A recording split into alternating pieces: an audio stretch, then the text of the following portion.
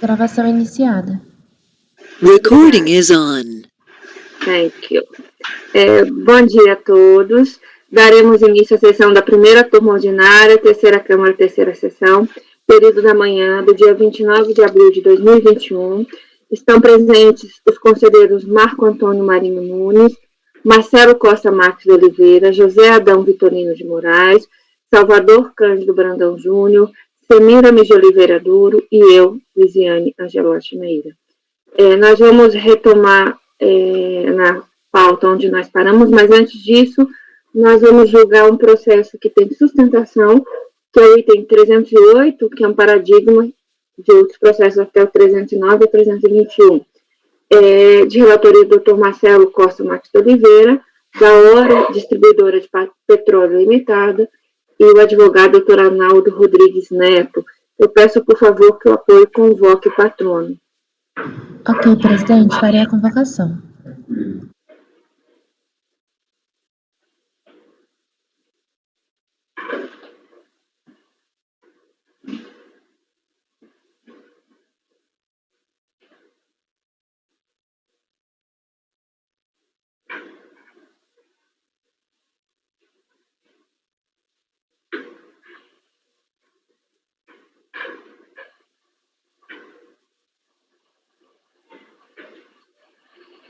A convocação foi feita. Muito obrigada.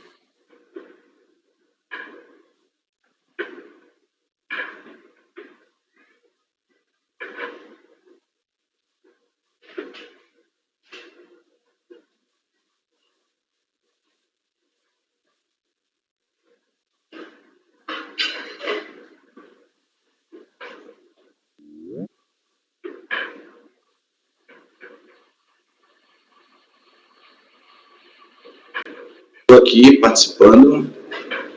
Bom dia, doutor Arnaldo. Bom dia, doutor. Bom dia, doutores. Tudo bem? Tudo bem. Todos com saúde, graças a Deus. Sim, todos. Com você também?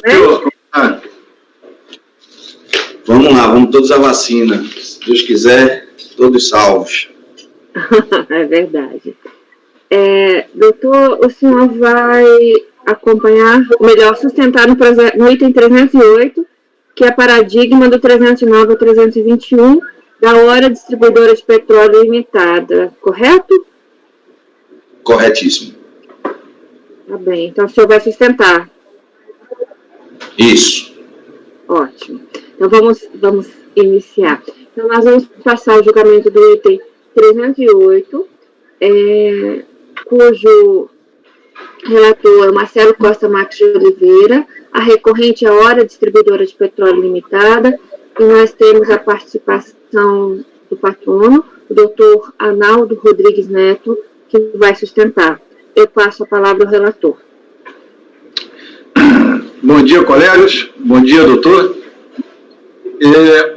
Trata-se de um despacho decisório que indeferiu o pedido de ressarcimento de PIS não cumulativo no mercado interno do primeiro trimestre de 2007, em razão de glosas de créditos efetuadas no curso de uma ação fiscal.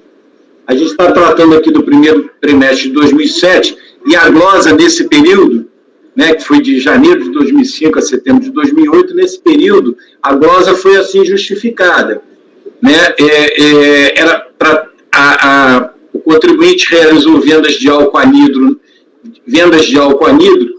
né, que não podiam gerar créditos de contribuição, né, as compras que então geravam as saídas de venda de álcool anidro não podiam gerar créditos da contribuição, pois que figuravam no regime cumulativo.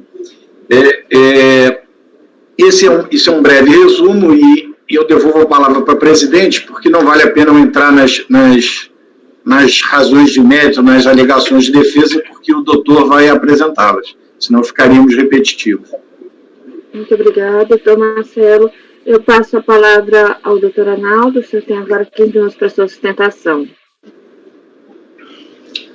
Pois bem, ilustríssima senhora presidente da Igreja Turma, integrantes dessa mesma turma, apenas fazendo uma ressalva mais específica, a glosa do crédito refere-se especificamente a duas questões. frete na operação de venda e também a questão do álcool anidro.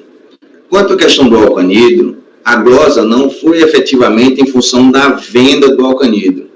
A atividade da distribuidora é plenamente vinculada e regulada pela Agência Nacional do Petróleo. Ela veda a comercialização do álcool anidro puramente pela distribuidora, pela impetrante, pela recorrente. O que ela permite, na realidade, o que a Receita entende para negar o crédito, é de que, como a aquisição do álcool anidro, ela depois é vendida na gasolina C, a Receita, o fiscal autuante, entendia que haviam 2 produtos sendo vendidos na gasolina C, que seria a gasolina A e o álcool anidro. Ela interpreta como se fossem 2 produtos distantes, quando na realidade não é assim que se faz. Me permita trazer a Loures, a Vossa Excelência, a questão mais específica. A Agência Nacional do Petróleo determina, como regulado toda a atividade, que existem 2 tipos de gasolina. A gasolina A, que é essa gasolina pura, importada ou produzida pelas petroleiras. E a gasolina C, que é uma gasolina beneficiada, aperfeiçoada para o consumo, que é esta que encontramos no posto varejista, no posto de cada dia das esquinas que a gente se encontra nas nossas cidades. Então, a Agência Nacional do Petróleo determina que é competência da distribuidora o aperfeiçoamento desse produto cru e determina... Vocês estão escutando? Doutor? Não. Caiu. Doutor? A internet tá ruim mesmo dele, tá cinza. Ela avisou que estava ruim, né? Até que estava indo bem, mas aí piorou. Deixa eu ligar meu.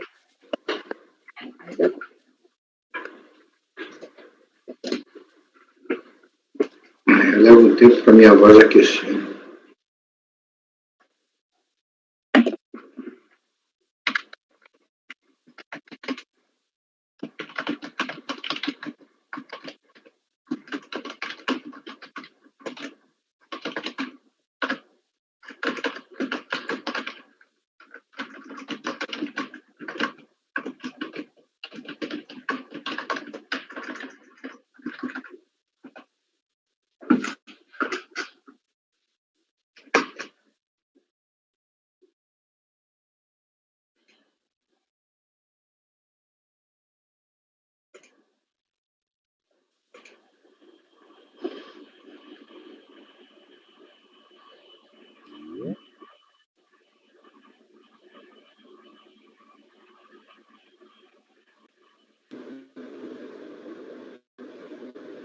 Voltou. Conexão acho que caiu.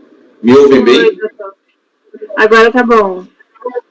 Maravilha. Então, vamos lá. Então, na realidade, onde eu estava dizendo é que a Agência Nacional do Petróleo determina a atividade inteiramente regulada e vinculada da distribuidora. É a obrigação regulatória da distribuidora aperfeiçoar a gasolina crua, que é a gasolina das petroleiras ou é importada. Esse aperfeiçoamento é mediante processo específico definido pela Agência Nacional do Petróleo, mediante o aditivo do álcool anidro. Então, a gasolina C tem especificações de uso e de octanagem física, químicas específicas, diferente da gasolina primeira, gasolina A. E esse processo é obtido mediante a atividade da recorrente, do contribuinte. E essa atividade, para esse aperfeiçoamento, só se dá mediante a aquisição do álcool anidro. Então, o álcool anidro é essencial à atividade, onde se transforma na gasolina C. O direito ao crédito está no inciso 2º do artigo 3º, que define claramente que o álcool anidro pessoas jurídicas poderão descontar créditos calculados em relação a bens utilizados como insumo na produção ou fabricação de produtos ou produtos destinados à venda, bens ou produtos destinados à venda, inclusive combustíveis e lubrificantes. Aí é que está o ponto que talvez o fisco tenta confundir vossas excelências, quando diz que é revenda de álcool anidro. Não há revenda de álcool anidro. Há venda de um terceiro produto, que é gasolina C. Ela é vedada a comercialização do álcool anidro. Isso está nas instruções anexadas aos autos da Agência Nacional do Petróleo. Então, o que se pleiteia aqui é, pelo repetitivo do STJ, do que se entende por insumo, o direito ao crédito do álcool anidro. É bem utilizado como insumo na produção de um terceiro produto. É essencial. Paga-se PIS e COFINS na aquisição do álcool anidro. O contribuinte está elegível ao direito ao crédito porque está no lucro real ou na opção da não cumulatividade. Perfeitamente compatível com a utilização do crédito. E esse já é, inclusive, posicionamentos do CARF. Eu trago aqui à baila uma decisão da terceira sessão da segunda turma, terceira Câmara, terceira sessão, segunda turma. Agora, recentíssima, de dezembro de 2020, o acórdão 3302, dígito 009.337. Por se tratar de insumo para a produção de gasolina C, é possível que o contribuinte se credite das operações com a aquisição do álcool anidro, nos termos do que dispõe o artigo 3º e 2º da Lei 10.833 de 2004, com redação que lhe foi dada pela Lei 10.865 de 2004. Então, é claro que o que se pede aqui é o direito ao crédito do insumo, exatamente como se determina o repetitivo do STJ, do tema 779, do processo do RESP 1.221.170 do Paraná, onde define o conceito de insumo deve ser aferido à luz dos critérios da essencialidade e relevância. Vale dizer, considera-se a impressibilidade do determinado item, bens ou serviço. Sem esse item, a atividade da distribuidora não é exercida. Sem esse item, sem essa aquisição e esse beneficiamento, não há a autorização da ANP para a comercialização do seu produto. Não preciso, Vossas Excelências sabem muito bem, que o aperfeiçoamento é uma industrialização. Apenas para não ser leviano e omisso, eu trago o artigo 46 do CTN, obviamente, apenas parágrafo único.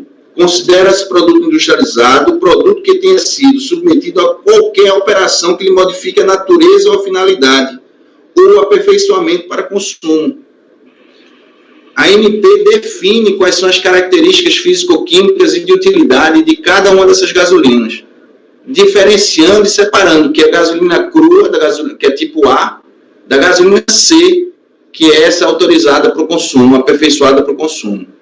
Então, este álcool anidro apenas que se pede o crédito do PIS e COFINS referente às suas aquisições.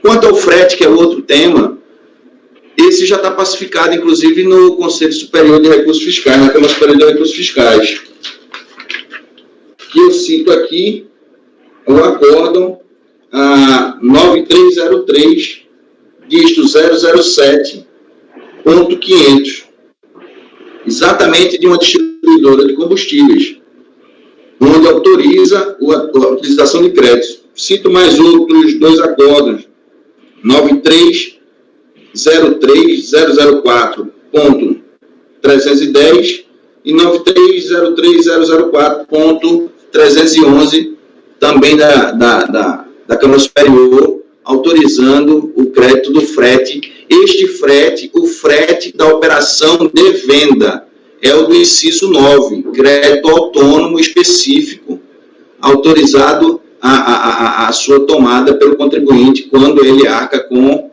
a carga desse frete. Então, são essas considerações muito simples, como todo direito bom tem que ser, simples, objetivo e direto, é que a gente confia no provimento do recurso da apelante. Muito obrigado. Muito obrigada, doutor Arnaldo. Eu devolvo a palavra para o relator. Está sem microfone, doutor Marcelo.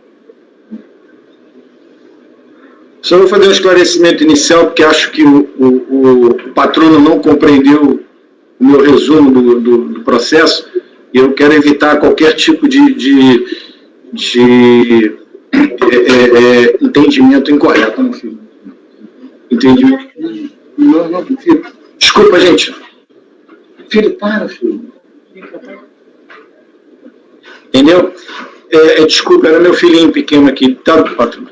Desculpa. Ele às vezes não entende, e aí ele quer entrar no meio. Desculpa. Então, quando eu disse no resumo, que houve uma venda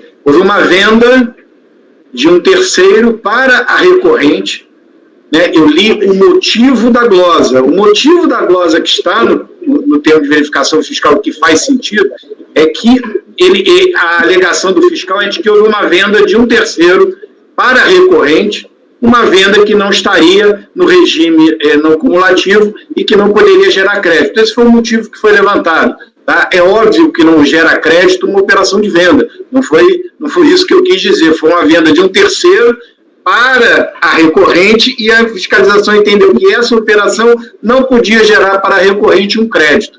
Só para ficar bem claro. Bom, então, eu vou apreciar aqui os argumentos de defesa na ordem em que eles se apresentam no recurso voluntário. Então, em relação ao período de janeiro de 2005 a setembro de 2008, tá? A fiscalização glosou créditos calculados sobre compras de álcool anidro para compor a mistura com a gasolina A na formulação da gasolina C, tendo como fundamento legal alineado o inciso 1 do artigo 3º combinado com o inciso 4º do parágrafo 3º do artigo 1º da 10833. Tá? Consignou que a vedação se justificava em razão da venda do álcool para fins carburantes está no regime cumulativo, que eu acabei de dizer. E, por fim, citou o parágrafo 7º da 10637, que dispõe que, caso haja receitas tributadas por ambos os regimes, somente dá crédito o que tiver no regime não cumulativo. Bom, os argumentos da recorrente, o patrono já apresentou, mas eu vou repisar aqui, tá? Então, ele diz que no desenvolvimento da sua atividade ele compra o álcool, né, para misturar com a gasolina A e produzir a gasolina C, e que isso seria um processo industrial, inclusive à luz da legislação do IPI, tá certo?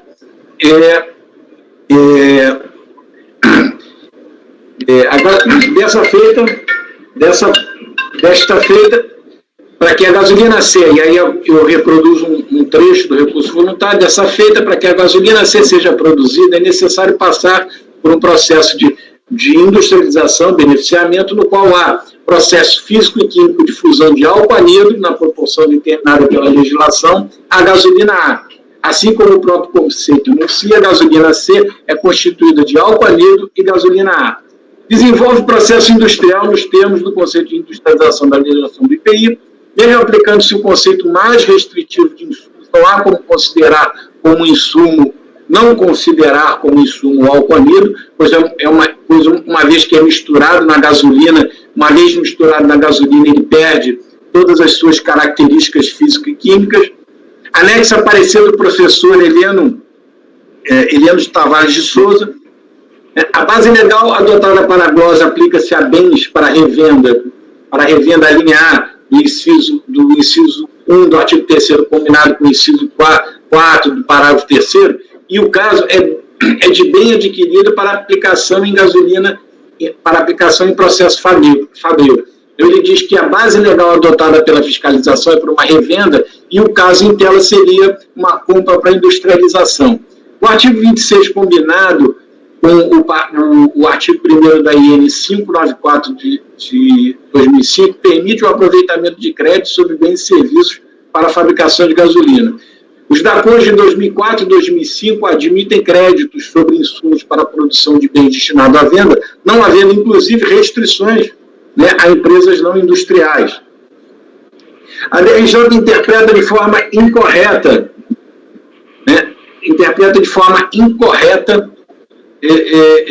o inciso 2 do artigo 42 da MP 2158 de 35, no sentido de que a intenção do legislador seria de não permitir o crédito, considerando a gasolina C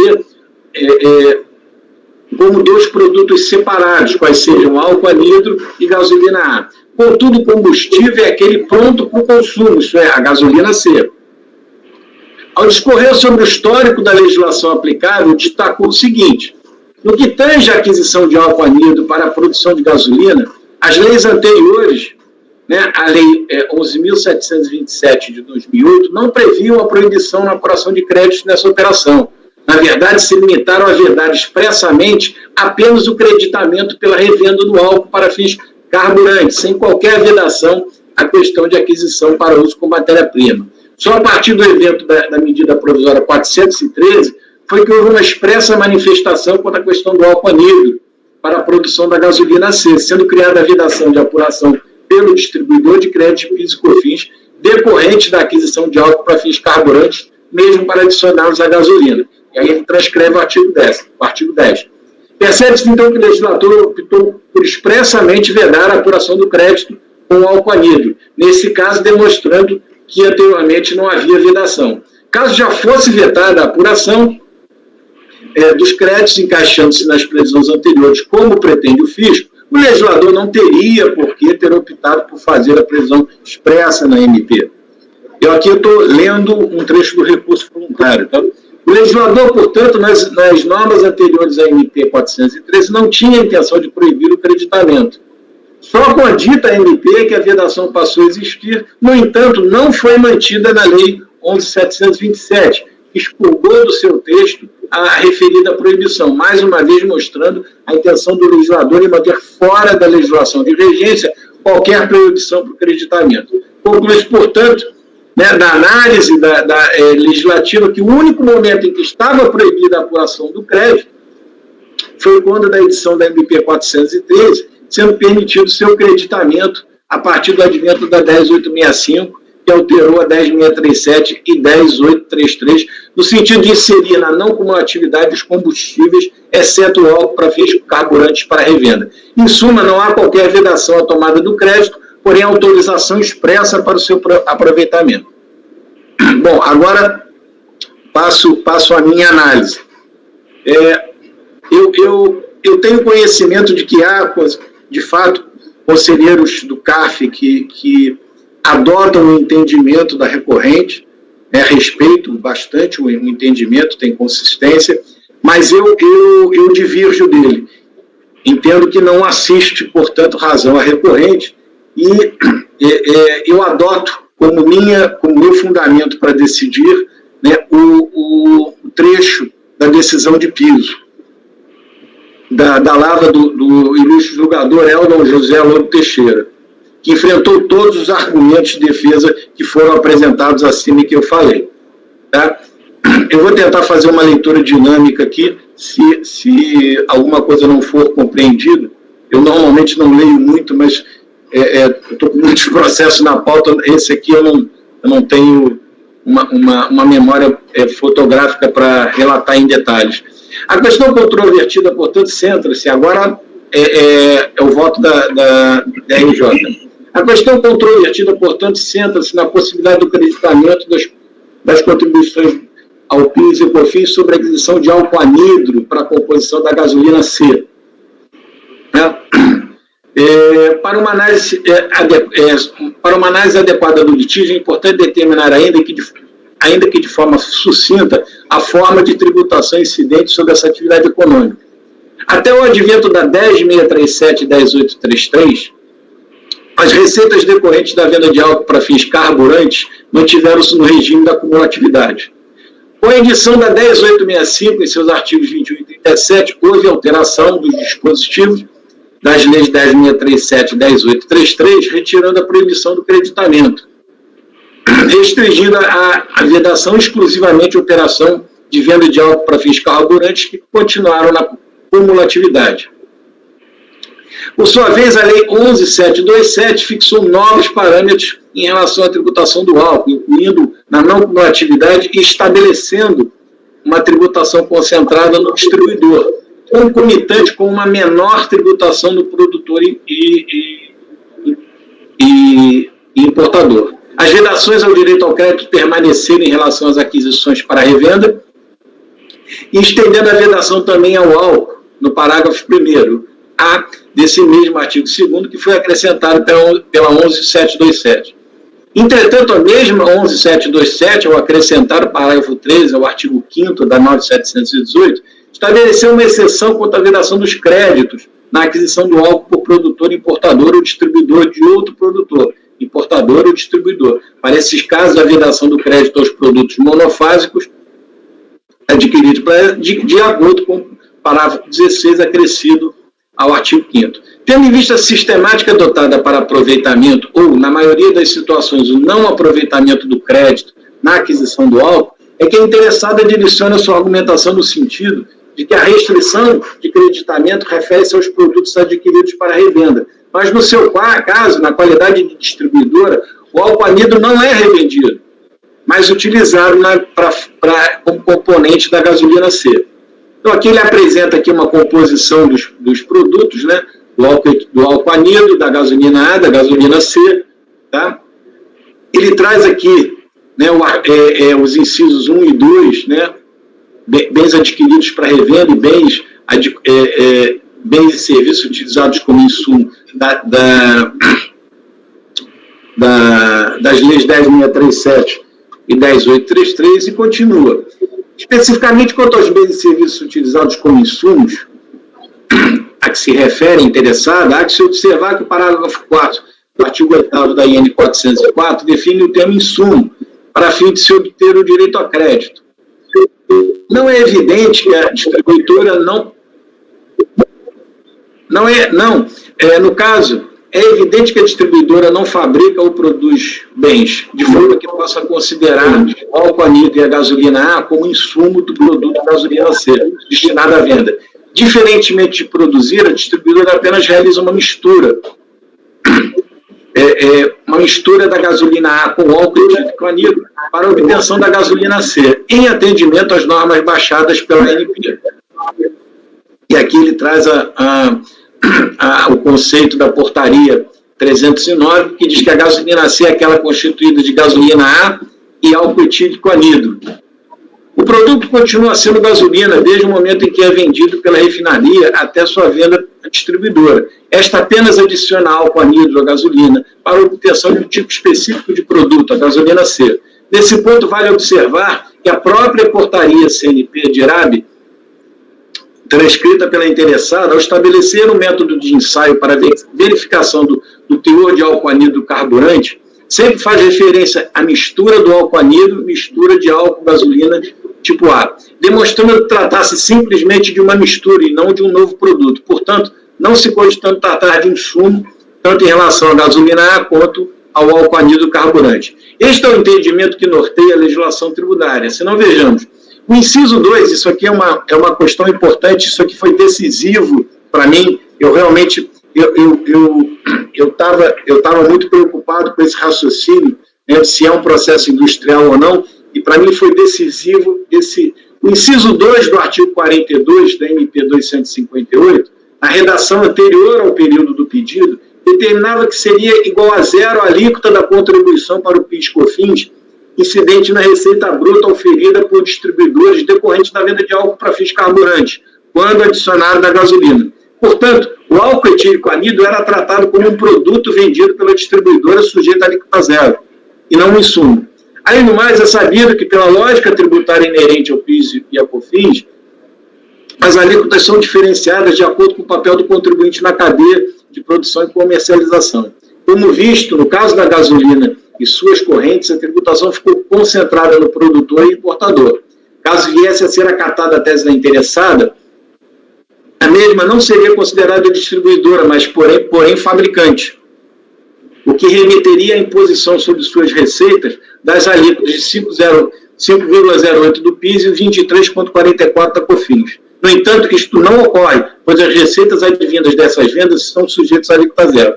Portanto, a adição de anido à gasolina A feita pela contribuinte e por todas as demais distribuidoras para a obtenção da gasolina C, que é por elas vendida e posteriormente comercializada, não é considerada para fins de apuração de PIS e COFINS como uma fabricação. Por conseguinte, não se permite a caracterização como insumo. Por fim, vai lembrar o contido no parágrafo 15 do artigo 5º do 9718, que remeteu ao Poder Executivo a regulamentação da apuração dos créditos, resultando na publicação do Decreto 6.573, em seu artigo 3º determinou que, a partir de outubro de 2008, os valores a serem creditados por metro cúbico de álcool anido para ser adicionada à gasolina, admitindo-se o crédito, nesse caso, seja a compra realizada por produtor, seja a compra por distribuidor. Quer dizer, lá, depois do período que a gente está analisando, lá na frente passou a admitir o crédito por esse decreto. Diante do que restou exposto, é de se manter o entendimento dado no relatório de diligência fiscal. Aqui aí ele repete os períodos. Veja-se que, a partir da legislação de regência e com base na planilha apresentada pelo contribuinte, foi realizada a recomposição de créditos a partir de outubro de 2008, período que seria admitido seu aproveitamento. E aqui, volto aqui, falo eu selecionei aqui alguns emendas de alguns acórdãos, tá? Eu acho que tem aqui um da nossa turma aqui, tem um da Câmara Superior, tá? Tem uma aqui da 3401, não tem, nosso não tem não. Mas eu separei aqui 3 acórdãos aqui recentes, né? Esse um de junho de 2020, janeiro de 2021 e setembro de 2020. Em suma, eu nego o provimento aos argumentos. Tá certo? Com relação à questão do frete e armazenagem, eu não conheci dos argumentos de defesa porque eu não encontrei no trabalho fiscal glosa desse tipo de crédito. E eu quero deixar claro que a DRJ também não encontrou, tá certo? E a DRJ não encontrou, apontou isso na decisão dela, e a recorrente, doutor, com a devida vênia, ela não apontou especificamente no trabalho fiscal onde estariam os valores glosados. Naturalmente que se isso for, se isso realmente existir, o senhor tem, né, a prerrogativa de embargar a decisão e apontar para a turma onde estão essas glosas para então a gente poder analisá-las, porque a DRJ não encontrou e eu também não encontrei, tá certo? E o senhor, infelizmente, só não apontou especificamente na sua defesa onde elas estariam. Portanto, em suma, presidente, eu conheço parcialmente do recurso voluntário e na parte conhecida eu nego o provimento. Devolvo a palavra à senhora. Obrigado. Muito obrigada, doutor. Alguma observação? Não.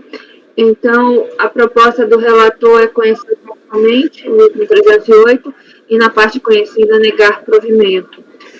Doutor Marco Antônio? Eu acompanho o relator. Muito obrigada. Doutor José Adão? Também acompanho o relator. Muito bom, voto. Parabéns, doutor. Obrigado, doutor. Obrigada. Doutor Salvador? Eu confesso que eu também estava na mesma dúvida que o Marcelo, mas esse artigo 42, MP2 158, também foi decisivo para mim. Eu acompanho o relator.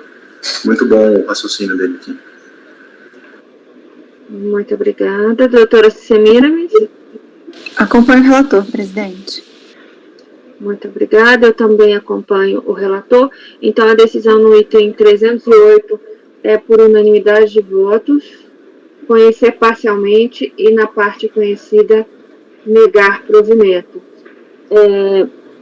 O julgamento ele é paradigma dos itens 301 e 306. Então, os itens 301 e 306 terão esse resultado conforme previsto no regimento interno do CARF. Eu agradeço a participação. 309 e 321, a paradigma. Ah, desculpe. É verdade.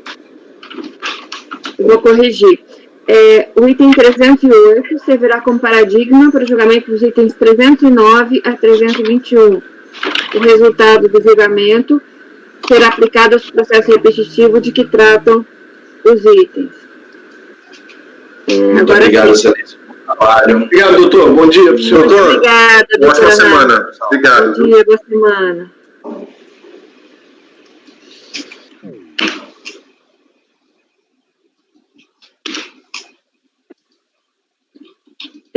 Terminaram as nossas sustentações por hora.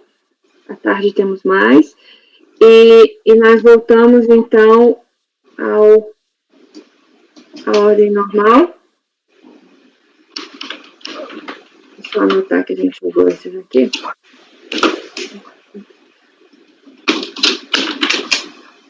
(214).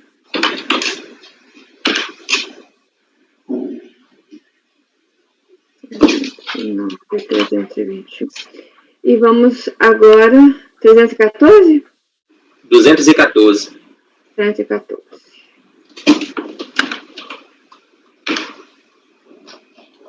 Só ficaram alguns do Marcelo que a gente vai retomar hoje.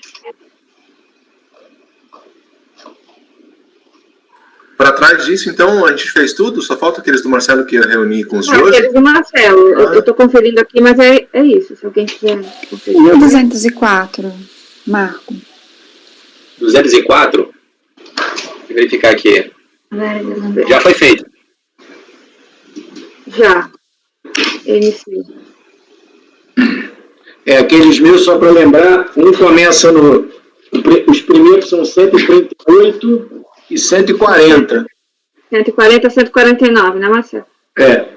O primeiro é o 138, e aí depois do mesmo contribuinte, 279 a 284. E o outro, que é o Oceanos, começa no 140 e depois vai para o 149, e depois vai 287 a 289. Esperamos que cheguemos aí, né, Marcelo? Então, eu posso anunciar o 214, Antônio? Fique à vontade. Então, nós passamos ao julgamento do item 314, cuja recorrente é Poliesporte. E 14, né? 214. Passamos ao julgamento do item 214, cuja recorrente é Poliesportes, Comércio e Indústria Limitada. De relatoria do doutor Marco Antônio. Doutor, a palavra é sua. Muito obrigado. Esse processo, ele se refere à auto de infração IPI relacionada ao ano calendário de 2014. A fiscalização apurou 3 infrações. A primeira se refere à saída de produtos sem lançamento do IPI, caracterização de equiparação industrial. A segunda infração, saída de produtos sem lançamento do IPI, falta de emissão de nota fiscal, apurada em auditoria de estoque. E a terceira, saída de produtos sem lançamento do IPI, falta de emissão de nota fiscal, receita não comprovada, omissão de receita. Né? Teve majoração da multa de ofício em relação à primeira infração. Saída de produtos sem lançamento de IPI, caracterização de equiparação à industrial.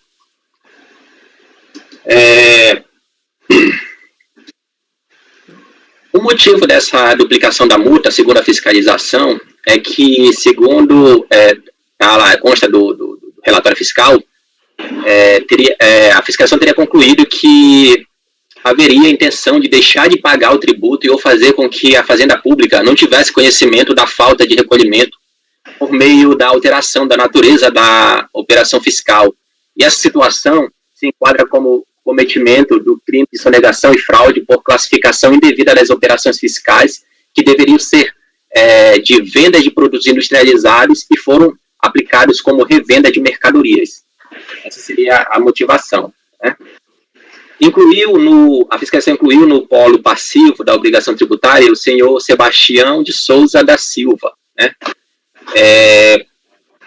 Por considerar, né, que, conforme a apuração, ele que era responsável por assumir ali, tomar decisões quanto a essas operações.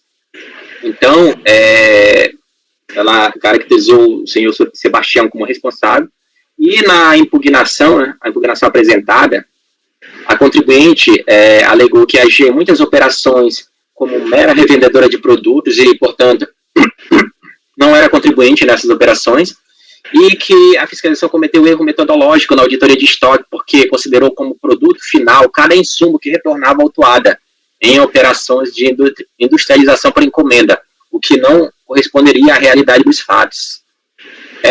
Teve também argumentação do responsável solidário na impugnação, e em que a fiscalização não teria demonstrado as circunstâncias fáticas que permitiriam a aplicação do artigo 135.3 do CTN. Isso foi para a DRJ, né? A DRJ considerou as impugnações improcedentes, né?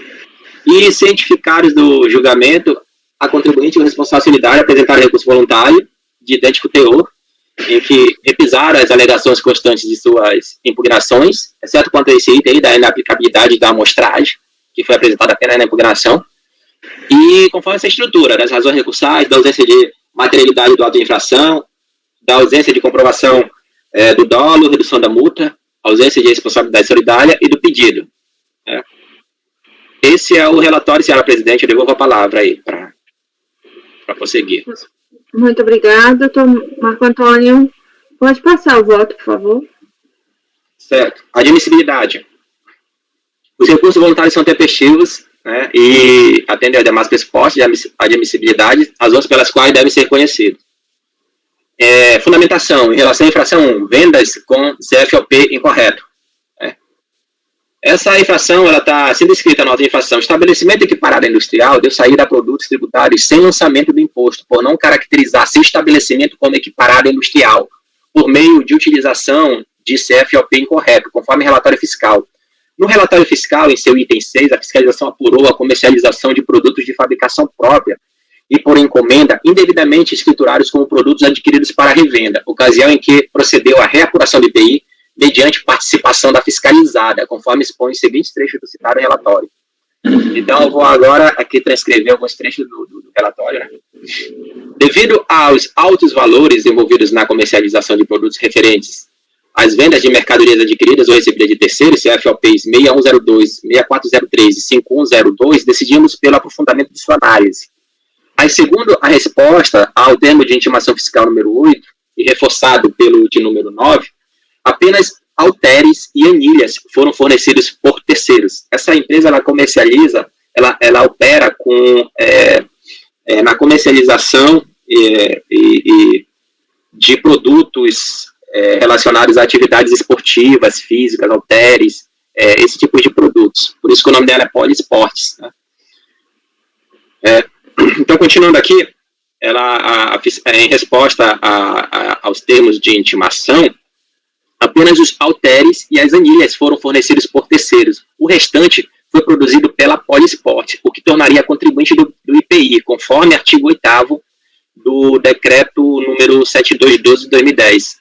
Ou foi fabricado sob encomenda com fornecimento de matéria-prima por conta e ordem da Poliesporte, recorrente, o que a equipararia industrial conforme o inciso 4 do artigo 9 desse mesmo decreto. Em ambos os casos, a Poliesporte deveria apurar e recolher o IPI. Essa aqui foi a apuração feita.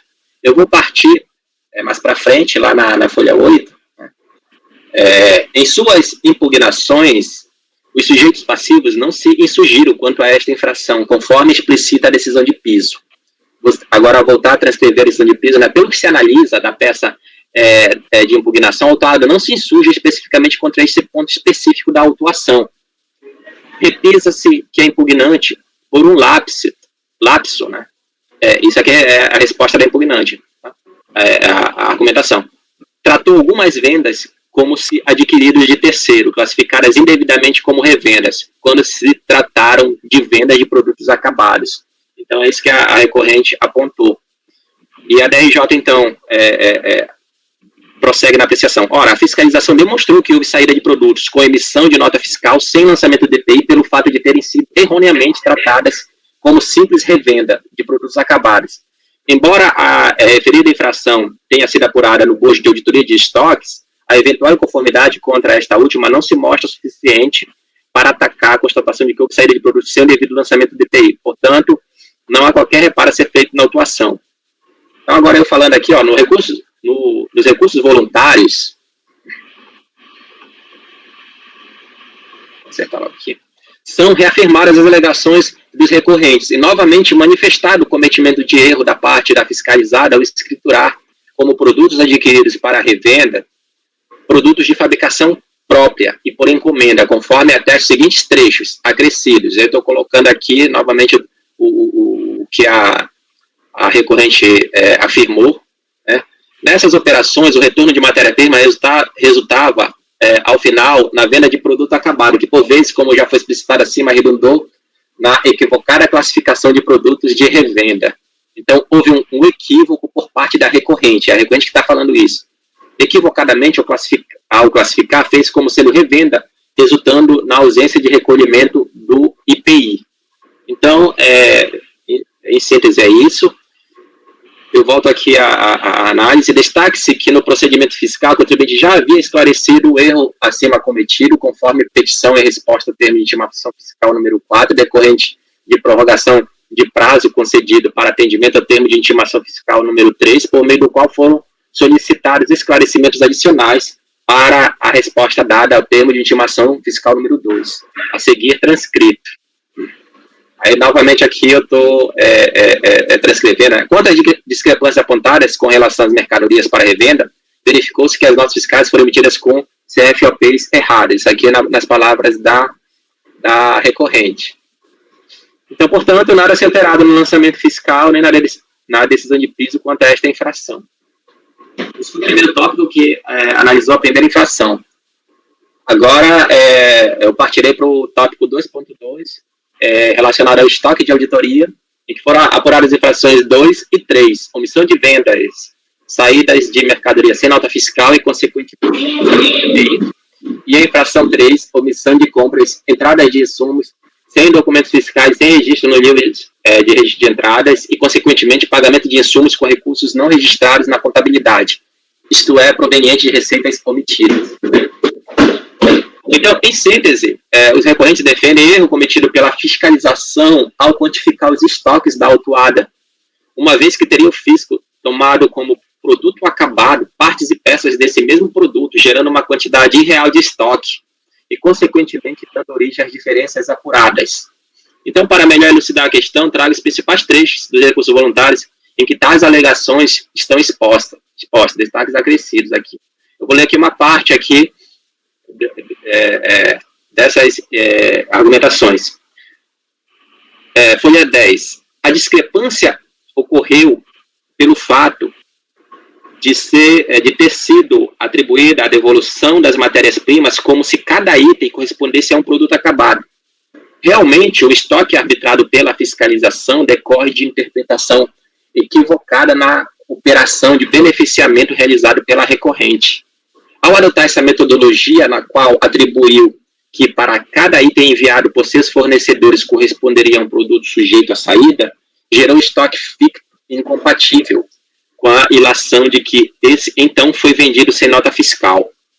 Nesse aspecto, convém repisar como era a forma de produção da recorrente, quando realizada sua produção por conta e ordem de terceiros. Assim, esse tipo de operação consistiu em adquirir a matéria-prima, encaminhar a matéria-prima aos seus fornecedores que realizam o beneficiamento, retorno das matérias-primas beneficiadas, montagem e ou embalagem das matérias-primas beneficiadas, transformando-as num produto, e venda do produto no mercado. Né? Na prática, a recorrente emitiu notas fiscais de remessa para beneficiamento, como exemplo para a TecFit Polimed, né? Que realizaram o beneficiamento dos insumos, produzindo partes e peças de produtos, retornando para a recorrente.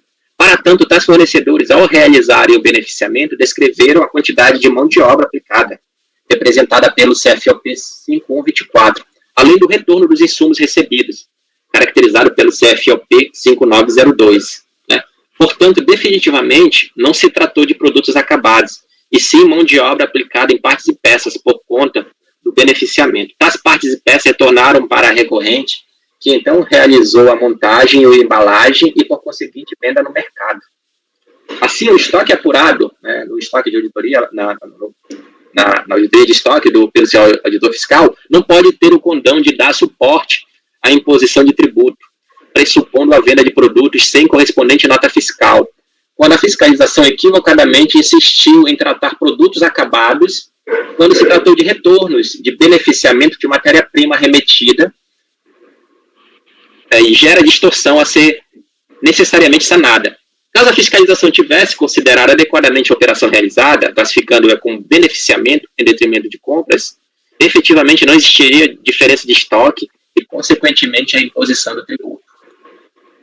Aí ela cita um exemplo aqui, né, mais à frente.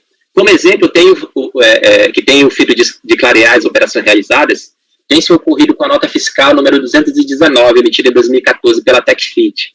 Tem-se como primeira descrição do serviço de beneficiamento o correspondente ao aparelho Bushwalking, apontando como 669 unidades, no valor unitário de 11,80.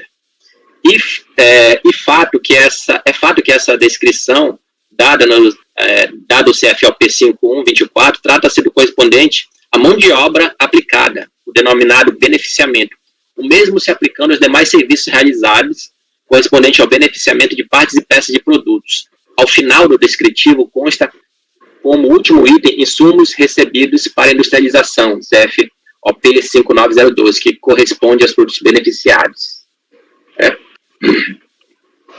Então, agora eu estou aqui prosseguindo com as minhas palavras, né?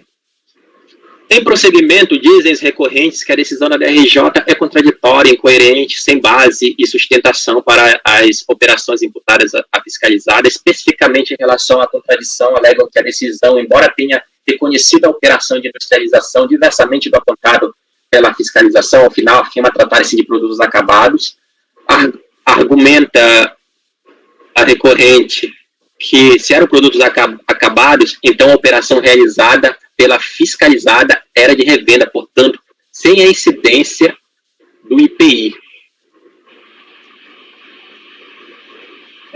Destaca a desproporção da autuação ao apurar as supostas vendas sem nota fiscal de R$ 50.427.180,90, para as quais seria necessária a aquisição de matéria-prima igualmente sem nota fiscal, superior a 25 milhões, quando o faturamento da contribuinte no mesmo período foi de apenas 39 milhões. Né? Alegam que a fiscalizada não possui estrutura física nem financeira para movimentar o volume de produtos e valores presumidos pela fiscalização. Frisam que a operação de beneficiamento teve como única finalidade tornar mais factível de identificar as operações realizadas pela fiscalizada, sendo que pela existência de uma infinidade de itens de produtos e insumos, houve opção pela utilização do mesmo código do produto para cada parte beneficiada, o que implicou na distorção apresentada no presente auto de infração. Trazem gráficos para ilustrar as etapas da operação de beneficiamento, tanto da alegada situação real quanto daquela descrita pela fiscalização, com o objetivo de demonstrar as incongruências apresentadas. Por fim, concluem, não se trata de produto acabado, diverso do decidido pela DRJ. Caso fosse o que não considera, não haveria incidência do IPI por se tratar de revenda. E, se houvesse retorno, mesmo que com um descritivo incompreendido, tudo seguiu suportado pelas notas fiscais de venda realizadas pela contribuinte. Logo, entendem que o estoque atribuído pela fiscalização deve ser desconsiderado com a invalidação dos seus reflexos. Né? Então, aqui, essas argumentações elas foram adequadamente tratadas pela DRJ, né? Já em minha análise, e eu estou adotando aqui o decidido pelo órgão de primeira instância. Né? Oi? Desculpa interromper, mas para mim sumiu a Semina Messialisiane. Não, ela está aqui. Para mim não. Eu também tô. Para mim tá todo mundo aqui. E eu tô verdinha aqui, tá dizendo que eu tô verdinha. Então, eu estou aqui adotando a análise feita pela DRJ, que foi também uma análise minuciosa, assim como foi o trabalho da fiscalização, e eu vou aqui destacar alguns principais trechos dessa decisão, né, da DRJ. Nas palavras da DRJ, o que é atacado na impugnação é essencialmente o procedimento relatado às folhas 426 e 427, que se reproduz abaixo. No termo de intimação fiscal número 2, foi solicitado que justificasse as discrepâncias de quantidades encontradas em relação à soma de alguns produtos do estoque de 31/12/2013, com as entradas em 2014 industrializadas por encomenda pela TechFit e Polymed, quando comparadas com a soma das quantidades do mesmo produto no inventário no final de 2014, com as saídas conforme suas notas fiscais ao longo de 2014, ou seja, os casos em que aí a fiscalização apresenta, né, essa fórmula, estoque em 31/12/2013, mais entradas em 2014, é diferente do estoque de 31/12/2014, mais a saída em 2014, que é reproduzida pela DRJ. Né? Então, a tabela abaixo, olha, reproduzimos abaixo o teor do termo de intimação fiscal número 2, devido à sua importância neste contexto. Né? Aí, nas palavras agora da fiscalização, a tabela abaixo é composta pelas quantidades de alguns produtos, conforme o inventário em 31/12/2003, que é a coluna D, as somas das quantidades dos produtos das notas fiscais, que entraram na Polisport, originárias da TechFit Polymed, coluna E, as quantidades registradas no inventário no final de dezembro de 2014, F, a soma das quantidades registradas no inventário 31/12/2013, com a quantidade que foi dada à entrada na Polisport, originada da TechFit Polymed, menos a quantidade registrada no inventário de 31/12/2014. Coluna G. A quantidade do produto conforme as notas fiscais de saída, coluna H, e as diferenças entre a quantidade calculada, esperada e a constatada nas notas fiscais, coluna I. Então, a fiscalização pediu para ela justificar essas diferenças aqui, ó. Vocês podem observar, tem uma planilha em que está feita essa apresentação e tem uma diferença aí entre o apurado pela fiscalização e aquilo que foi encontrado por meio da análise das notas fiscais dos livros da recorrente. Né? Como se viu, o aspecto fundamental da impugnação é suposto erro, isso aqui nas palavras da DRJ, cometido pela autoridade fiscal ao apurar os estoques da autuada. Basicamente, teria tomado como produtos acabados que seriam as diversas partes desses produtos. Veremos a seguir os itens principais da peça impugnação em relação aos quais será feita logo em seguida a devida análise. Então, esses itens aqui são aqueles relacionados à impugnação da recorrente. Né? Ela diz, ó, ocorre que o estoque apurado é absolutamente equivocado ao atribuir sua existência por conta de notas fiscais de remessa de empresas que realizaram o beneficiamento. É a repetição do que está lá no recurso voluntário que eu já falei aqui. Ela diz, ó, se fossem produtos acabados, essas devoluções, então na hora de eu efetuar a comercialização, não teria IPI. A DRJ, tanto, passa a analisar essas alegações aqui, ó. Não se pode aceitar o argumento, exceto que, se considerarmos correta a conclusão da fiscalização no sentido de que os produtos resultantes da industrialização por encomenda são produtos acabados, além disso, sendo incontroverso que a autuada realmente remete insumos ao industrializador, a autuada deverá ser tratada como equiparada à industrial, nos termos do artigo 9º, inciso 4 do RIP. Aqui tem a transcrição desse dispositivo. Não há, portanto, hipótese de se considerar a autuada como mera revendedora de produtos acabados adquiridos de terceiros, caso em que, de fato, não seria devido IPI. O que ocorreu foi industrialização por encomenda com remessa de insumos. A existência dessa operação de encomenda é insistentemente lembrada pela própria autuada na impugnação. Aqui são os trechos em que ela fala que ela realizou esse tipo de operação, de industrialização por encomenda. Então, estou partindo mais para frente, lá na folha 15, né? Em favor de seu argumento acima colocado, apresenta a planilha que descreve a composição de vários desses produtos. Né? Analisando-se as informações que constam do processo, nas palavras da DRJ, né, há que se concluir que as operações de industrialização por encomenda não estão descritas na escrituração fiscal da maneira como relatada pela autuada. Na verdade, a análise das referidas informações só permite que se chegue à conclusão idêntica que chegou à fiscalização.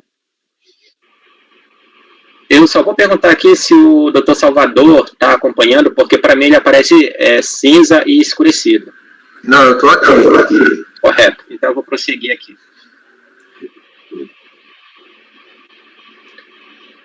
Então vejamos o exemplo trazido pela própria autuada, relativa à nota fiscal número 219. Então aqui a DRJ está analisando esse exemplo que foi dado pela própria autuada. Evidencia-se esse aspecto tomando como exemplo a nota fiscal número 219, emitida em janeiro de 2014 pela TechFit. Tem-se como primeira descrição do serviço de beneficiamento o correspondente ao aparelho Bridgewalk, apontando como quantidade 669, valor unitário de 11,80. É fato que essa descrição, dado o CFOP 524, trata-se do correspondente à mão de obra aplicada, o denominado beneficiamento, o mesmo se aplicando aos demais serviços realizados, correspondente ao beneficiamento de partes e peças do produto. Ao final, o descritivo consta como último item, insumos recebidos para industrialização, com CFOP 59012, que corresponde ao produto beneficiário. Então, esse foi um exemplo. Assim se manifestou a fiscalização ao analisar os argumentos pela autuada. Abaixo, a fiscalização aqui transcreve essa nota obtida lá do portal da nota fiscal eletrônica, né, em que está apresentado o Bridgewalk com 669 unidades. Argumenta que a fornecedora optou por discriminar na nota fiscal os serviços executados de acordo com partes e peças de produtos beneficiados, adotando a mesma descrição dos produtos do contribuinte. Não entendemos que haja opção para o fornecedor descrever como sendo um produto enquanto está retornando apenas parte deste. Seria como um industrializador por encomenda descrever na nota fiscal o produto automóvel enquanto retornava apenas os seus bancos. Não existe óbice para que outra pessoa jurídica beneficie por encomenda apenas parte de um produto.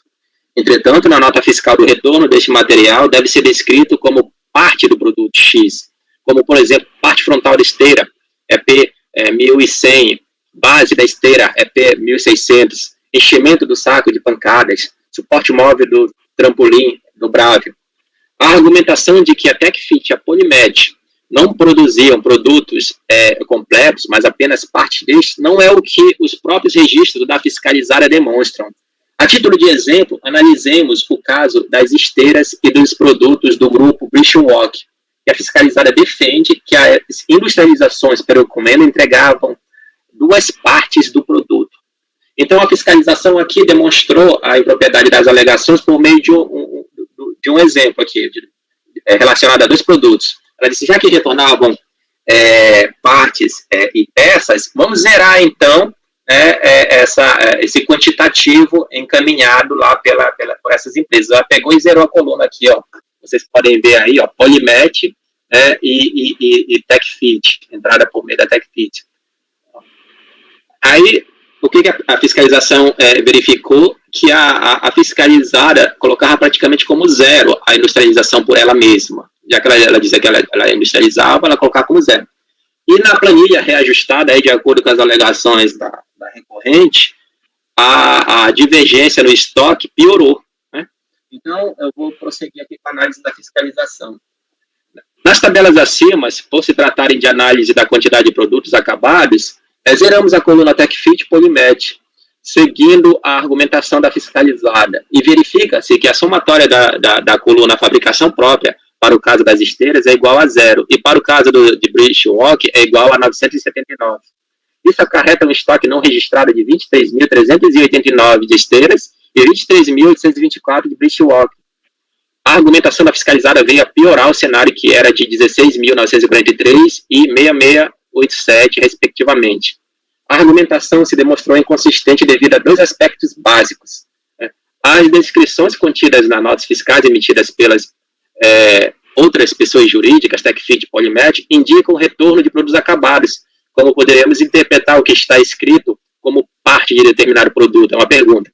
Inclusive, os códigos utilizados são os mesmos da Polysport e são referentes aos seus produtos acabados. Se os produtos retornados pela TechFit e pela Polymed eram partes de um produto acabado, a quantidade de produtos de fabricação própria da Polysport deveria ser muito maior do que apresentada em resposta ao termo de intimação fiscal número 11. Não há convergência entre a quantidade de produtos fabricados pela Polysport e seus argumentos apresentados.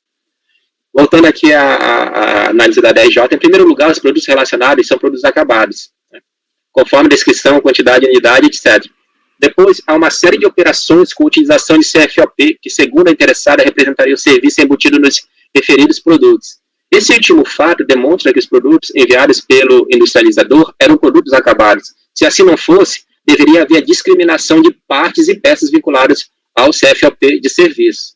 A forma de escrituração adotada pela autuada dificulta ainda avaliar quais são os produtos efetivamente saídos do estabelecimento e sua quantidade. Ademais, a nota de saída do fornecedor faz referência a insumos entrados para a industrialização, mas sem retratar a quantidade e o tipo. Portanto, ainda que se tente aceitar, para efeito de argumentação, a trilha proposta pela autuada, é impossível visualizar nos documentos fiscais a descrição das operações que alega ter ocorrido. Em sua visão, bastaria citar o valor dos supostos serviços aplicados na industrialização de determinado produto e relacionar a esse serviço uma certa quantidade de unidades, e, ao final, fazer referências genéricas aos insumos que foram recebidos. Este tipo de metodologia, caso fosse aceito, não permitiria a correta escrituração de estoques, inicial e final, nem mesmo a correta identificação da mercadoria descrita na nota fiscal, e isso é vedado pela legislação do IPI. Então, ela está citando aqui alguns dispositivos que tratam da correta escrituração, né, nessas operações de remessa, de industrialização por encomenda. Eu vou pular essa parte e partir para a folha 19. Né? Como se viu acima, é fundamental a correta descrição do produto em todos os seus itens. Não é possível que se lance na nota produto acabado e se espere que a fiscalização tome a descrição como parte do produto. Sem qualquer dúvida, industrialização por encomenda é a operação permitida pelo regulamento. Entretanto, as notas fiscais das várias etapas devem permitir que se identifiquem corretamente as operações. Vejamos as operações que ocorrem em uma industrialização por encomenda. Aqui está elencando. Emissão da nota de remessa para industrialização por encomenda, CFOP 5901-6901, utilizada na transferência de insumos.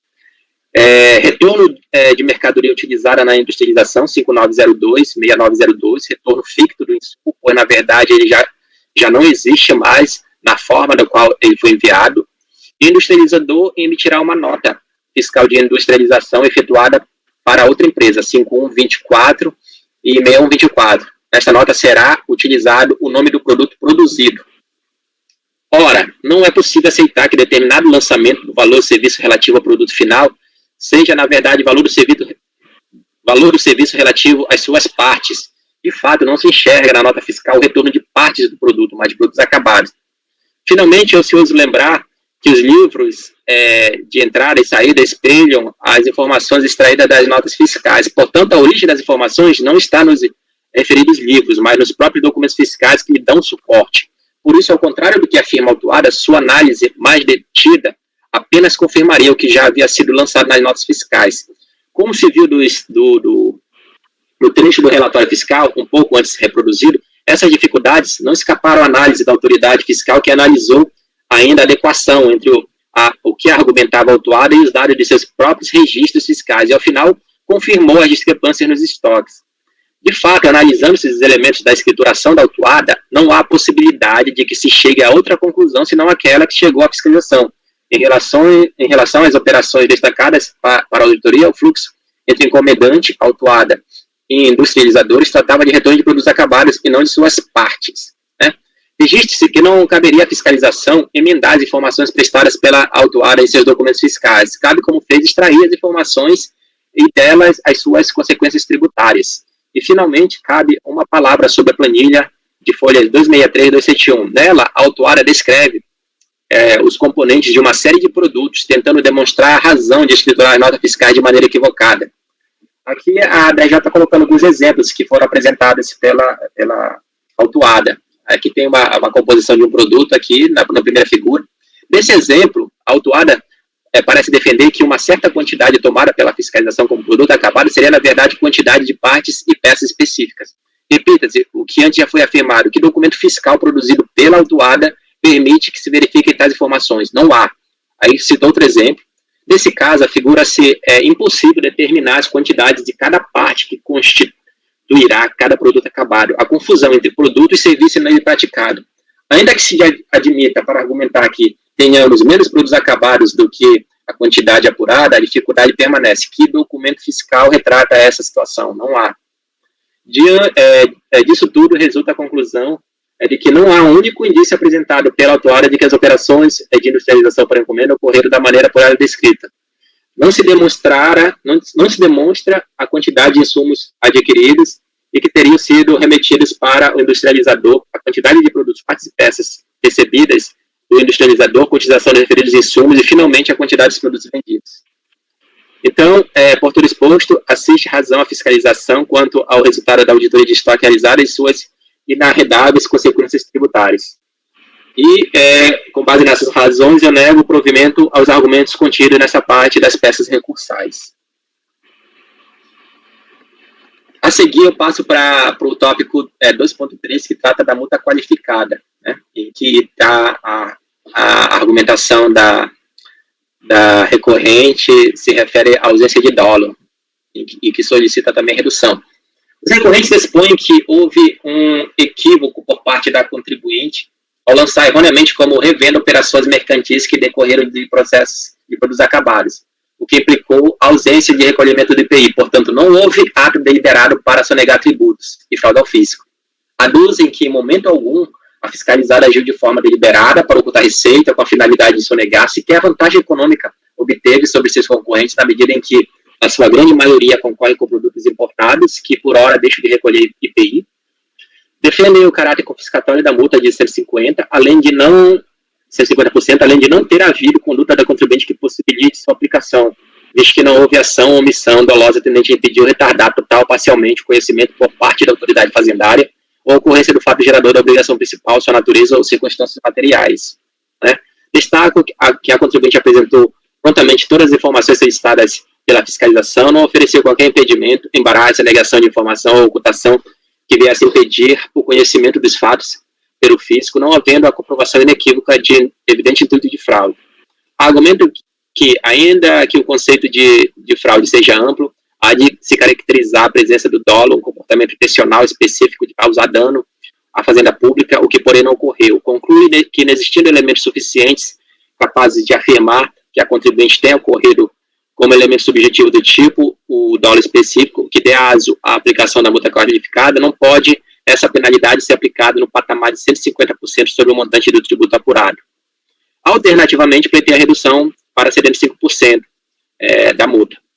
Então, a minha apreciação aqui, vejamos as razões que levaram a fiscalização a qualificar a multa de ofício vinculada à infração 1, destaque acrescido, a multa de ofício. Com relação aos créditos tributários apurados em decorrência dos produtos comercializados com CF ou P incorretos, a juízo dessa autoridade fiscal, concluímos que a fiscalizada adotou condutas que teve por objetivo alterar a natureza das operações de forma equivocada para deixar de pagar tributos mediante as seguintes ações. Classificou indevidamente a operação fiscal como revenda de mercadoria, quando deveria ser de venda de produtos industrializados, na condição de equiparada industrial. Tá? Aqui mais à frente, eu vou pular aqui algumas partes. Os produtos fabricados por encomenda pela TechFit Polymet, Indústria e Comércio, e Polymet, com fornecimento de matéria-prima, foram comercializados pela Polisport como mercadoria adquiridas para revenda. Este erro na classificação da operação fiscal acarretou a não apuração e o não pagamento do IPI. É importante que seja exposto que a encomendante, Polisport, e as... Eu vou aumentar aqui a fonte que está um pouquinho difícil de ler. É importante que seja exposto que a encomendante, Polisport e as encomendadas, TechFit e Polymet, formam um grupo econômico familiar. Aí tem aqui a planilha que a fiscalização colocou, a pessoa jurídica, Polisport, tem aqui o sócio proprietário, tem o parentesco, que é o próprio, né? TechFit, tem aqui o sócio proprietário e tem o parentesco com o da Polisport, que é a cunhada, né? E a Polymet tem aí que em que o sócio proprietário, o parentesco em relação ao da Polisport é irmão, né? E tem aqui, eu acredito que seja o segundo sócio, que é o próprio da Polisport. São 2 aqui no primeiro e 2 aqui no segundo. Então, além de formarem um grupo econômico familiar, todos estão localizados no mesmo imóvel que pertence ao senhor Sebastião de Souza, conforme resposta ao termo de estimação fiscal número 20. Aqui a planilha da fiscalização. A fiscalizada alegou em resposta ao item 3 da intimação fiscal número 11 que os industrializadores por encomenda, TechFit e Polymet, descreveram na nota fiscal de retorno a quantidade de mão de obra aplicada, representada pela CFOP 5124, além do retorno dos insumos recebidos, esse caracterizado pelo CFOP 5902. Quanto a este aspecto, não há nenhum problema, trata-se de operação de industrialização por encomenda, com fornecimento de matéria-prima. Porém, para uma indústria com o porte da Polisport, que já está estabelecida há bastante tempo, desde 96, e com o mesmo grupo diretivo, inaceitável admitir que a operação de equiparação industrial foi confundida com revenda de mercadorias. A alíquota IPI da grande maioria dos produtos envolvidos, que é a NCM 95069100, artigos e equipamentos para cultura física, ginástica, atletismo, outros esportes, incluindo tênis de mesa, os jogos ao ar livre, não especificado nem compreendido em outras posições do capítulo, é de 20%. Uma indústria ou importadora que deixa de recolher, de computar este valor em seu preço, ganha uma grande vantagem competitiva e o eleva consideravelmente sua margem de lucro. Ao resumir as circunstâncias acima, temos que os produtos envolvidos com a alíquota DP de 20%, deixar de pagar este valor proporciona grande vantagem competitiva, existência de industrializadores sem encomenda sobre a mesma planta, fabrica sob o mesmo comando, pessoa jurídica estabelecida no mercado há tempo suficiente para entender que a industrialização por encomenda não se confunde com a revenda de mercadorias. Então, eu estou partindo mais à frente agora para as minhas palavras, minha análise, diferentemente do que, lá na página 24, diferentemente do que defendem os recorrentes, a fiscalização apurou que houve, sim, por parte da fiscalizada, o intuito de alterar a natureza das operações ao contabilizar como revenda de mercadorias operações de venda de produtos industrializados na condição de equiparada à industrial. A intenção da contribuinte restou demonstrada pela fiscalizada ao resumir as seguintes circunstâncias apuradas no decurso do procedimento fiscal. Esses produtos são envolvidos com a alíquota do IPI de 20% e deixar de pagar esse valor proporciona grande vantagem competitiva. A existência de industrializadores sob encomenda, sobre a mesma planta fabril, sob o mesmo comando, e a pessoa jurídica ela já é estabelecida no mercado há tempo suficiente para entender que industrialização por encomenda não se confunde com venda de mercadoria. Aí, nesse ponto, é importante correlacionar o seguinte texto da DRJ quanto a este assunto, que igualmente ratificou as conclusões fiscais. Eu vou aqui citar alguns trechos da decisão da DRJ. Note-se que as referidas incorreções resultaram na constatação de falta de emissão de nota fiscal, de notas de compras e de vendas, além de demonstrar a tentativa de fazer parecer que operações de saída de produtos tributadas pelo IPI seriam operações de mera revenda, sem IPI, já que o que verdadeiramente ocorreu, como lembrado insistentemente pela própria autuada, foi operação de industrialização por encomenda, com remessa de insumos. Manifesta, portanto, o intuito de ocultar o conhecimento do fato gerador por parte da autoridade fiscal, além de suas características essenciais. E demonstrar os fatos que bem se encaixam na capitulação legal adotada pela fiscalização, deve ser mantida a aplicação da multa de ofício nos termos do auto de infração. Então, pelas razões acima relatadas, devido à qualificação da multa, e eu estou rejeitando aqui esse tópico também. Eu estou agora partindo para o tópico 2.4 da responsabilidade solidária. Os recorrentes alegam que não restou demonstrada a presença dos requisitos específicos exigidos pela legislação para imputar a responsabilidade solidária com fulcro no artigo 135.3 do CTN. Dizem que a fiscalização atribui a responsabilidade lastreada em mera presunção e ilações, desconsiderando o conjunto probatório existente, atribuindo a responsabilidade pelo simples fato de ser sócio da pessoa jurídica, concluindo pela violação ao artigo 135.3 do CTN. Reiteram que a sujeição passiva tributária requer a caracterização de elementos, os quais efetivamente não restaram comprovados no presente caso, inexistindo qualquer violação capaz de ensejar a responsabilidade imputada. Argumento que cabia à fiscalização apurar de forma indubitável a efetiva conduta do sócio, voltada à sua solidária responsabilidade, destacando que não é qualquer infração à lei que ensejará a corresponsabilidade com base no artigo 135 do CTN, sendo necessário provar que os responsáveis agiram dolosamente, praticando ato ilícito com fraude ou excesso de poderes. Defendem que a fiscalização, em vez de demonstrar a violação ao ordenamento jurídico pátrio, limitou-se a apontar a responsabilidade solidária, alegando que a escolha da operação fiscal, na emissão de notas fiscais, negociação e fabricação junto a empresas terceiras, eram ações de responsabilidade do sócio, que deliberadamente agiu contrariando a legislação em vigor. Mencionam reiteradas vezes as mesmas alegações acima. Ao final, conclui não haver qualquer relação de responsabilização a ser imputada, não podendo o sócio sofrer qualquer sanção ou restrição por obrigações tributárias que não constituiu. Agora, a minha apreciação. A responsabilidade solidária foi imputada pela fiscalização ao senhor Sebastião de Souza Silva, sócio da pessoa jurídica autuada, com a seguinte fundamentação. A fiscalização constatou a prática de crime de sonegação e fraude por parte da Polisport. Para a ocorrência desse crime, foi necessária uma decisão quanto à escolha da operação fiscal na emissão das notas fiscais e também a negociação e decisão da fabricação sob encomenda junto à TecFit e Polimed. Essas ações são de responsabilidade dos gestores da pessoa jurídica. Por meio da intimação fiscal 19, cuja ciência ocorreu em agosto de 2018, foi solicitado que fosse informado quem dentre os sócios efetivamente participou da administração da Polisport e decidiu a forma da operação comercial e a sua estrutura no período de 2014 e 2015.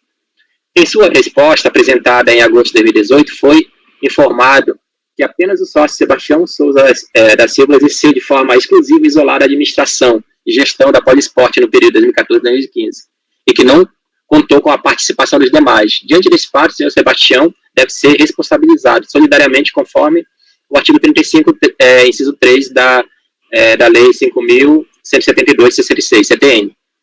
Cita aqui a transcrição. Né?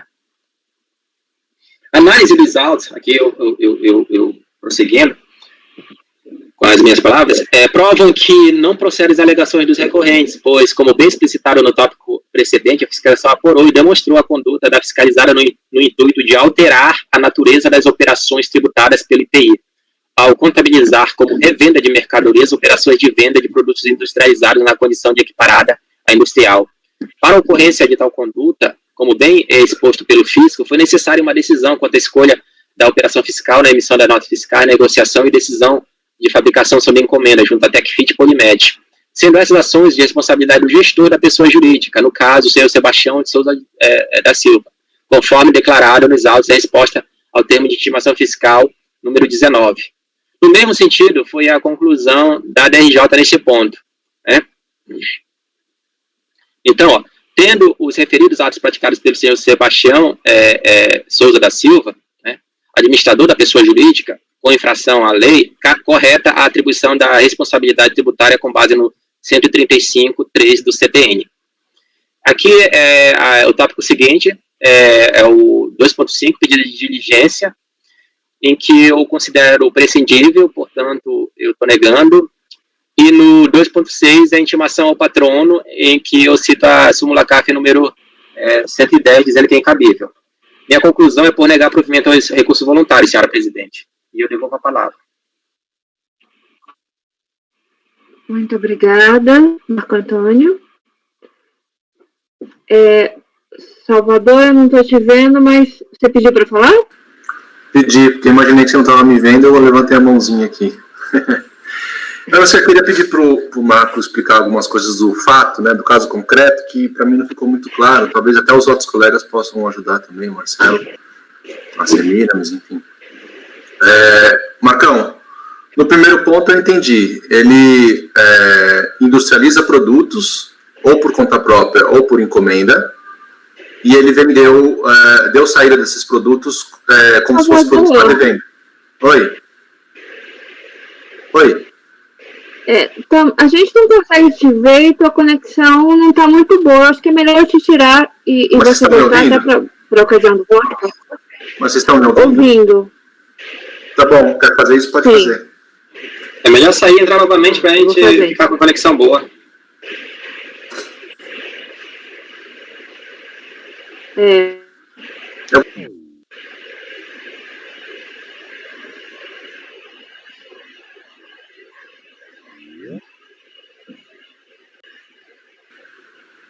E agora? Melhorou bastante. Tá. Então, assim, o primeiro ponto eu entendi. Sim, tá boa. Eu tô sentindo que tem um delay bem grande na minha, mas tá boa pra vocês. Tá bom? Tem vários segundos. Você tá travando pra mim. Você tá travado. Delay, mas isso não é um problema. Vamos lá. A sua boca não mexe, mas sai som.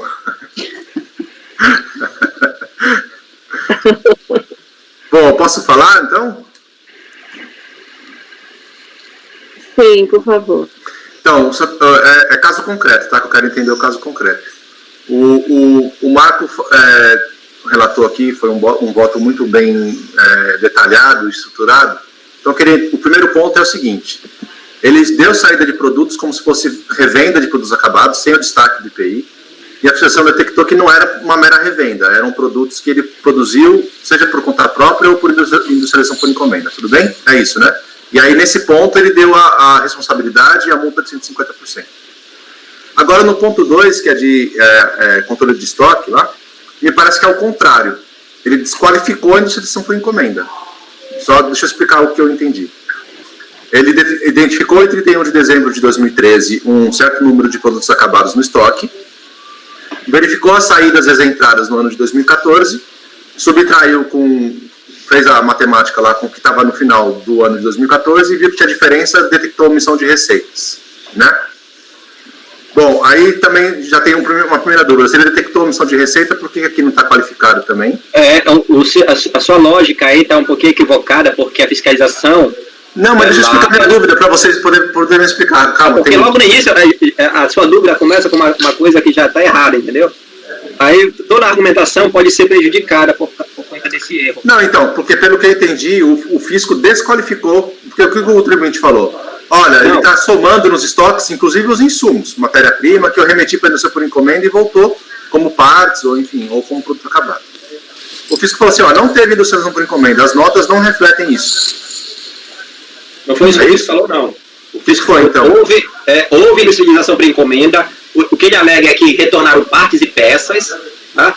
E o fisco disse não tem como comprovar essa sua alegação, na verdade o que retornou foi produto acabado. Tá? Você mandou para lá. Ótimo, é isso que eu queria saber. Então, o que ele deu no ponto 2, a saída é um produto acabado. Peraí, Marcão, peraí.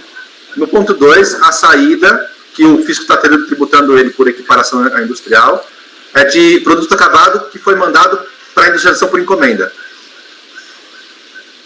É isso? Você pode repetir aí novamente? O ponto 2, que é a auditoria de controle de estoque. Tá. O fisco está tributando as saídas que foram realizadas de produtos que são produzidos por industrialização por encomenda. É isso? Para entender essa lógica, você tem que ir lá na planilha que eu coloquei, que está reproduzida na folha 13. Tá bom? Não, eu vi tudo, eu li todo o seu voto, eu quero que você me explique com suas palavras. Tá certo. Então, o que aconteceu? Nessa planilha, eu vou voltar para lá, porque para eu te explicar, eu preciso visualizar. Eu não consigo, assim, dar exemplos e depois me atrapalhar na própria exemplificação. Tá? Então, olha o que aconteceu aqui. O estoque, a quantidade de inventário da Polisport em 2013, só pegar esse primeiro item aí, tá?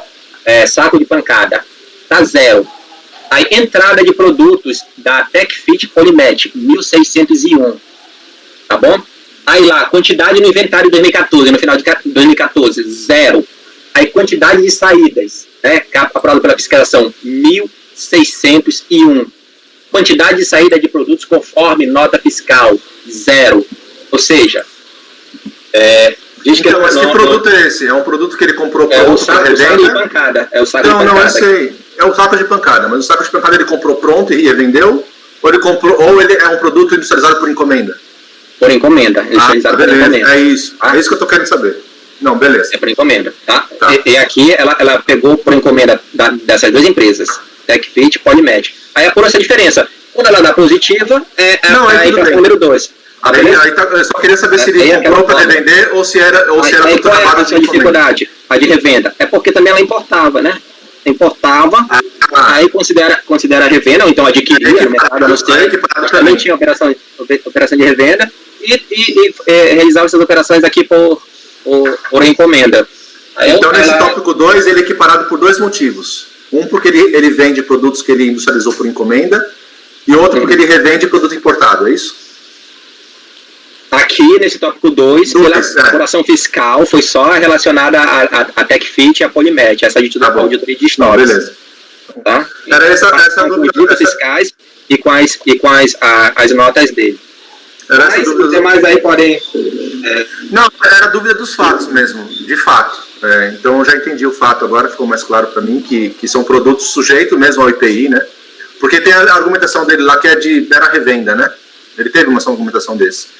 O fisco fala que ele que era tributado porque ele é equiparado, mas aí ele estava discordando da equiparada da industrialização por encomenda, ficou meio confuso para mim. Mas assim, foi industrialização por encomenda, eles deu saída de produto acabado desta origem, de industrialização por encomenda, tanto que tem a questão da mão de obra lá, da Polyfit, ou a outra empresa lá, e ele deu saída sem o destaque, ok, compreendido. Agora, o outro ponto era só a questão do 135, né, eu tenho um posicionamento que é vencido até alinhado ao professor Renato Lopes Beixo, que ele também está um pouco desistindo de discutir isso, porque eu entendo que o 135 ele é um dispositivo de responsabilidade pessoal, né? Quando detecta um fato gerador que decorre de um fato praticado por um gerente, um administrador, em excesso de poderes ou com fraude à lei, né, com ilícito, essa responsabilidade pelo tributo é só dele. Eu acho que é exclusiva do agente, porque aqui é o agente, né? Existe essa norma idêntica na lei das SAs. Então, assim, tem o seguinte, ó, o gerente, o administrador, elabora um contrato com o cliente que excede em poderes, ou ele comete algum ato ilícito para fazer isso. Quem que tem que pagar o contrato? A empresa ou o gerente? A lei societária diz, é o gerente, a empresa não tem que pagar, se foi cometido em excesso de poderes. O dispositivo do 135 é igual para mim. Então, se o doutor... perdi o nome dele aqui agora. Ele cometeu esse ato de mudar o CFLP ali para esconder a operação para não ser tributado, acho que só ele deveria pagar o tributo, mas como nem o STJ definiu isso e esse nome do CARF eu sou totalmente vencido, eu só queria expressar minha opinião aqui, porque eu acho que só ele deveria responder nesse ponto aqui, no ponto 1, tá? Mas eu vou acompanhar sua conclusão, porque eu acho que vai gerar uma polêmica que o CARF não adota esse entendimento que eu estou dando.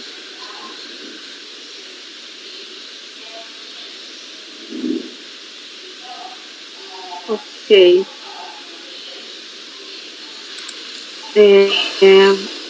Mais alguma observação? Sim, por favor, Marcelo. Isso aqui é uma típica fiscalização do IPI eu compreendi bem todos os pontos, eu acho que foi muito bem apresentado no voto, Marcos. A única questão que eu tenho, eu também tenho, eu acho que eu acho que o artigo 135 é pouco explorado também, Salvador, concordo com você. Ele é jogado no âmbito da responsabilidade solidária, né? Você pega um artigo que fala que o cara é pessoalmente responsável, e usa esse artigo, mas os próprios leitores e doutrinadores do CTN dizem que está muito mal localizado no CTN, né? Ele fica dentro de um capítulo de responsabilidade solidária e corretamente induz o leitor a dizer o seguinte, que ele é solidário porque ele está no guarda-chuva da solidariedade. Então, eu acho que é um problema de... Eu já li algumas críticas a essa redação desses artigos e eu concordo com você. Eu acho que isso é uma coisa muito, muito teórica. Eu acho que, no final das contas, é assim que se aplica, né? Tem que ser aplicado. O meu problema só, doutor Marco, é o seguinte... eu tenho, ao longo desse meu tempo de CARF, eu sempre questiono muito a qualificação de multas. Tá? E a qualificação de multa, a gente está falando de fraude, a gente está falando de crime. Então, o crime tem que ter prova. Né? Isso é uma coisa séria. A gente tem aqui, provavelmente, uma representação fiscal para fins penais, né? Provavelmente, com certeza. Então, isso aqui vai gerar um processo crime contra os diretores. Né? Isso é uma coisa gravíssima. E o nosso acórdão aqui vai instruir esse processo penal. É uma coisa muito grave. Então, eu li o seu voto aqui, mas eu não fiquei seguro, né, de que os erros que foram cometidos, eles foram por dolo, fraude, simulação. E eu queria ouvir do senhor aí o que o convenceu, talvez me convença também, o convenceu de que houve né, uma conduta delitiva, deliberada, né, com dolo, para que a gente qualifique como fraude e instrua um processo crime. Por favor. Doutor Marcelo, eu fiz questão de ler com minúcia esse meu voto justamente por conta desse tipo de questão, né? Porque eu sabia que isso poderia gerar polêmica, e o que eu entendi é justamente o que está no meu voto, e já foi lido, né? Eu não tenho mais nada a acrescentar além do que está aí. É lógico que há divergência, todo mundo aqui tem o direito de entender diferente, mas eu considerei aqui que para uma empresa do porte da Polisport, um erro tão não sei nem a palavra para descrever, mas não poderia ocorrer, né? Considerar como revenda uma coisa que ela todo tempo está dizendo que era industrialização por encomenda, né? E ela só opera, ela opera basicamente com isso. Então não há mais o que acrescentar. A minha conclusão está aí. É lógico que tem entendimento divergente. Eu sei da gravidade que é isso, manter uma multa qualificada aqui, mas assim como eu sei, também o fisco sabe, e eles qualificaram essa multa. Então, basicamente é isso. Quando eu fiz, eu coloquei uma ênfase na minha pergunta, não por achar que o senhor não desconhece a gravidade da acusação. Ou se o senhor assim entendeu, eu peço desculpas aí, não quis dizer que o senhor desconhece a gravidade. É apenas que eu fico assustado, eu fico preocupado quando a gente está diante de um litígio como esse. Foi com essa intenção e não insinuar que eventualmente o senhor não tivesse conhecimento dessa gravidade. Não foi esse o objetivo, não. Se eu não me expressei bem, eu peço desculpas. A minha preocupação é porque eu vi aqui, por exemplo, diferença de estoque. Diferença de estoque acontece, acho que em praticamente todas as grandes empresas que trabalham com pequenos, com produtos pequenos, grandes. A qualificação não foi em relação à segunda e à terceira infração, foi só em relação à primeira. Não, eu entendi. Estou dizendo que aqui tem um conjunto de erros, né, nesse auto-infração. E aí essa questão eu entendi, ele recebia produtos industrializados por encomenda, né, operação que o equipara industrial, e ele vendia como se fosse produto adquirido para revenda. Eu entendi. O que da leitura me pareceu é que isso poderia ter sido cometido por um equívoco e não por uma ação deliberada. Por isso é que eu pedi a sua opinião, o teu sentimento em relação aos fatos, né? Porque, assim, eu não consigo ver um fato aqui e que dissesse o seguinte: olha, ele fez isso por causa disso. Eu acho que quando você comete erros na interpretação, a gente comete um erro na interpretação da legislação de insumos, a gente coloca um crédito e diminui o imposto a pagar.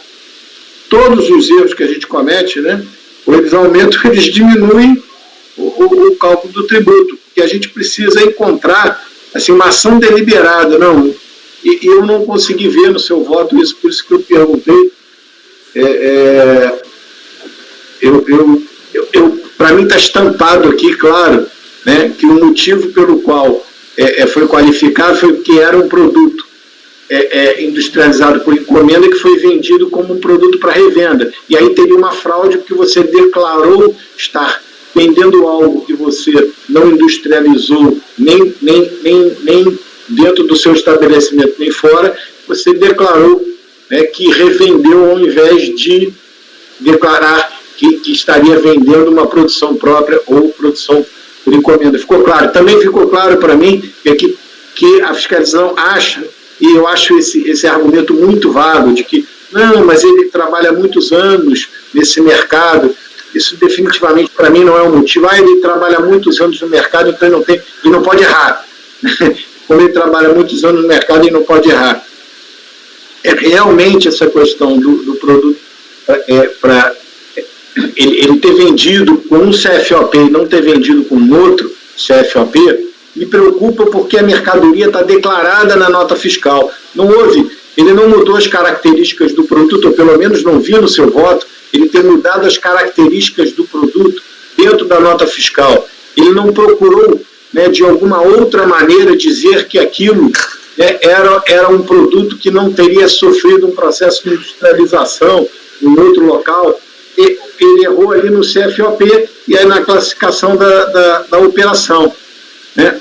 Pode ser que tenha sido feito tenha sido uma ação deliberada dele, mas eu acho que aqui a gente teria que ter algum elemento adicional, né, para qualificar como dolo, como fraude, como um ato, uma conduta delitiva, né? Aí não sei se os colegas têm alguma coisa a acrescentar. O que eu senti sobre isso foi isso mesmo, Marcelo. Eu senti assim, bom, ele está todo o tempo argumentando que ele produz ou é só por encomenda. E nos produtos que ele tem como só por encomenda, como ele produz, ele dá saída como revenda, me pareceu ser sim uma ação deliberada dele, né? Seria um mero equívoco se fosse para uma ou outra nota fiscal, né? Mas me parece que foi um faturamento grande, né, o Marcão? Se for para uma ou outra nota, eu acho que poderia ser um equívoco, sim. Ele errou naquele lá, né? Aquele produto veio de só por encomenda, ele tem também produtos para revenda e ele pode ter errado naquele código.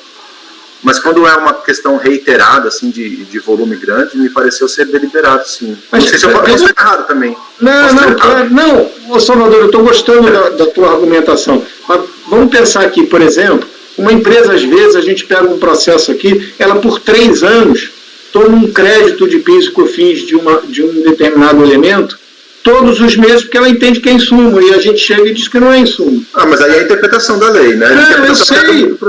Eu sei, mas às vezes é por erro, às vezes não é... Desculpa, vou mudar. Ela toma um crédito, né, porque ela parametrizou o sistema lá de forma incorreta, e ela toma o crédito. Eu canso de ver que em autuações, o fisco vem glosa o crédito e o contribuinte sequer se defende. Foi erro mesmo. Ele pegou... Na hora de classificar os fretes na compra, ele botou todos como crédito e uma parte deles era frete na compra de material de uso e consumo. Eu canso de ver, o contribuinte nem defende, ele fez isso por 3 anos, porque ele parametrizou o sistema lá, ele deu um clique. Aí o que acontece? Ele toma todos os créditos, o sistema lê assim e toma todos os créditos. Entendeu? Esse é o ponto. Agora, é claro que tem um elemento que por outro lado puxa a autuação para o outro lado, que é a questão de você declarar na nota fiscal, né, você colocar, quando você coloca o CFOP lá, aí você qualifica como venda como revenda. Isso. Né? Esse é o ponto. Eu te agradeço, Salvador, você me ajudou bastante aí. Prazer. Eu vou acompanhar, quer dizer, quando chegar aí, quando o presidente abrir aí, eu vou acompanhar o voto do relator. Obrigado, Salvador, obrigado, relator, e mais uma vez, desculpa se eu não compreendi algo que você falou aí. Obrigada, Marcelo. É um voto bem minucioso, muito bem feito. Podemos votar? Então, o voto do relator é por negar provimento aos recursos voluntários. Marcelo? Com o relator. Muito obrigada. José Adão? Com o relator. Parabéns, Marcão. Obrigada. Doutor Salvador? Obrigado, Marco, por todas as explicações e por Marcelo por sempre fazer a gente pensar, né, antes de votar. E eu acompanho integralmente o voto. Obrigada. Doutora Semiramis? Acompanho também. Muito bom o voto. Muito obrigada. Eu também acompanho. Então, a decisão é por unanimidade de votos, negar provimento ao recurso voluntário. E com isso encerramos o julgamento do item 214. Eu proponho um intervalozinho até para a gente verificar nossas gravações, que aqui Estava com problema de memória. Podemos parar a gravação? Recording has